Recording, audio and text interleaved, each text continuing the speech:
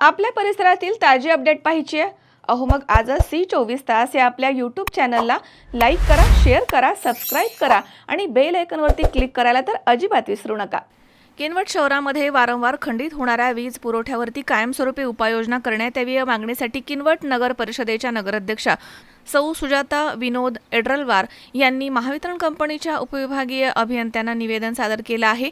शहरामधील विस्कळीत वीज व्यवस्थेवरती तीव्र संताप व्यक्त करत महावितरणच्या कारभारावरती आणि शासकीय योजनांमधील कथित गैरव्यवहार यावरती बोट ठेवून चौकशी करण्याची मागणी निवेदनात करण्यात आली आहे। सध्या पावसाळा तोंडावरती आला आहे। शहरामधील जागोजागी लोंबकळणाऱ्या जुन्या वीज तारा आणि नादुरुस्त रोहित्रांमुळे पावसाळ्याचे 4 महिने नागरिकांना नाहक त्रास सहन करावा लागणार आहे। शहरामधील जुने विद्युत खांब, जुन्या तारा आणि जुने रोहित्र तातडीने बदलून नवीन बसवावेत।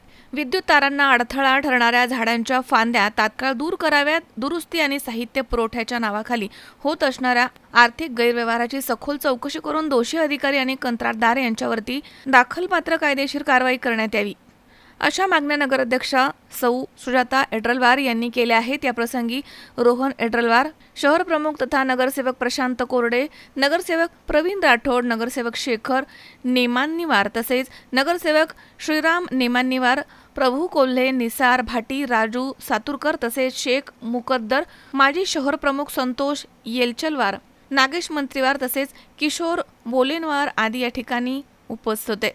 मजहर शेख, C24 तास, नांदेड।